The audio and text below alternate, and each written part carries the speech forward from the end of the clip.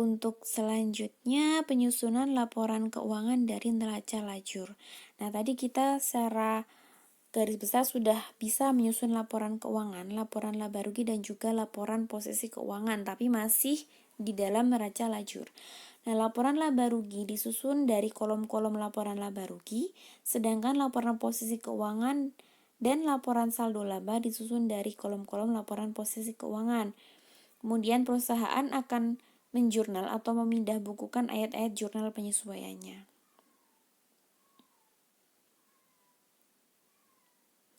Ini adalah laporan keuangan dari neraca lajur. Kalau tadi di neraca lajur itu akunnya masih sangat nyampur-nyampur sekali, belum jelas.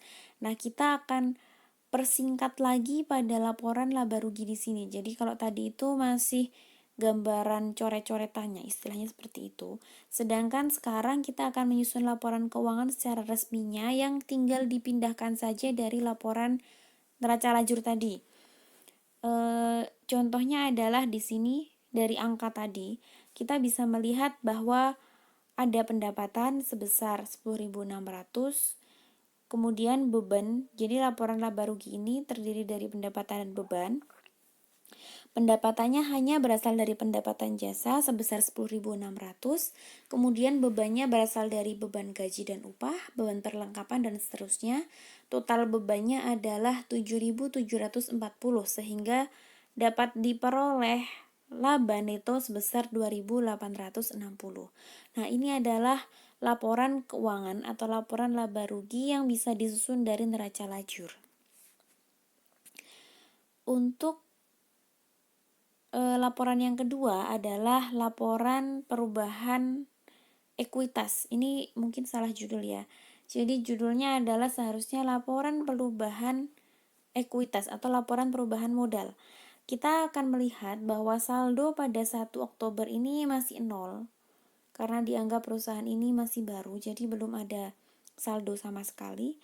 Kemudian ditambahkan laba yang tadi hasil dari laporan laba rugi sebesar 2.860. Kemudian ada pembagian dividen, ternyata dividen dibagikan sebesar 500 sehingga saldo laba pada akhir periode diperoleh 2.360. Yang selanjutnya adalah laporan posisi keuangan. Nah, seperti yang dulu saya pernah jelaskan di awal bahwa untuk menyusun laporan keuangan itu harusnya urut. Yang pertama harus menyusun laporan laba ruginya dulu. Kemudian angka hasil dari laporan laba rugi itu baru bisa digunakan untuk menyusun laporan perubahan modal. Yang selanjutnya angka laporan perubahan modal juga akan digunakan untuk menyusun laporan posisi keuangan. Nah, laporan posisi keuangan ini terdiri dari aset, ekuitas, dan liabilitas. Aset harus sama dengan ekuitas plus liabilitas. Kita bisa melihat aset dari perusahaan ini ada peralatan dan seterusnya. Nah, di sini kita melihat akumulasi penyusunan peralatan. Nah, ini adalah akun yang menunjukkan bahwa nilai peralatan ini sudah tidak utuh lagi. Kalau peralatan dulu dibelinya seharga 5.000, kemudian sudah disusutkan sebesar 40, sehingga nilai dari peralatan, nilai bukunya adalah 4.960. Jadi bukan peralatannya yang akan langsung dikurangi, tidak, tapi kita akan menuliskan akun namanya akun akumulasi penyusunan peralatan yang akun tersebut posisinya adalah sebagai pengurang dari peralatan. Kemudian asuransi dibayar di muka, perlengkapan, piutang usaha dan juga kas, sehingga diketahui total asetnya adalah 21.910. Kemudian ekuitas dan liabilitas, kita akan melihat ekuitasnya awalnya 10.000. Kemudian ada saldo laba diperoleh dari angka perubahan modal yang sebelumnya pernah kita buat tadi. Nah, saldo laba ini sebesar 2.360 sehingga diperoleh ekuitasnya sebesar 12.360.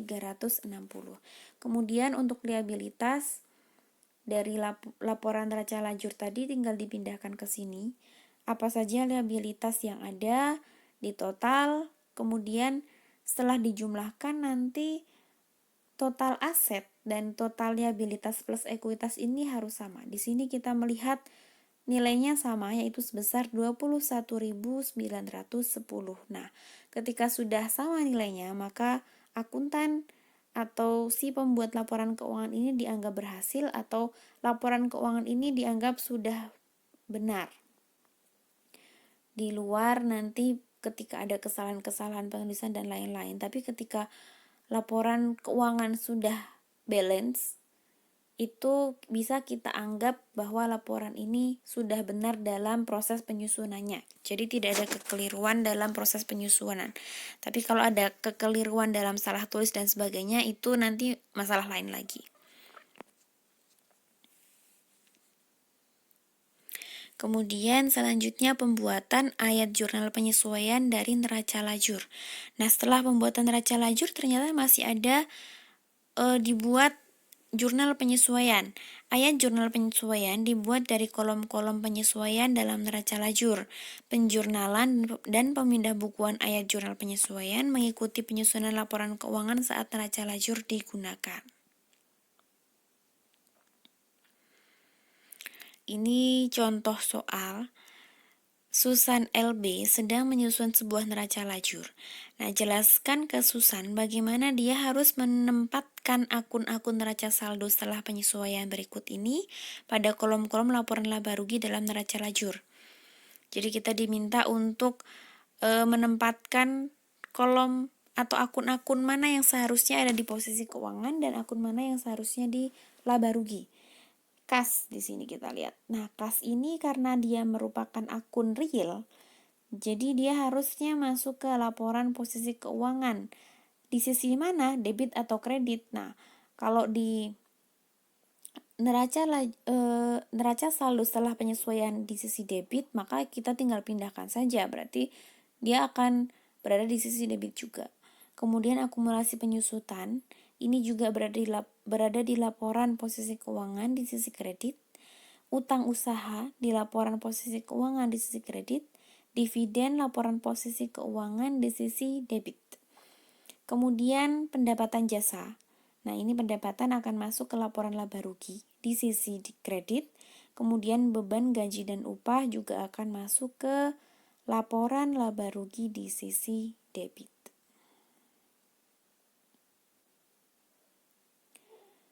Untuk selanjutnya adalah menutup buku. Nah, ketika sudah membuat laporan keuangan, kenapa kita harus menutup buku? Apa yang harus kita tutup sebenarnya di sini?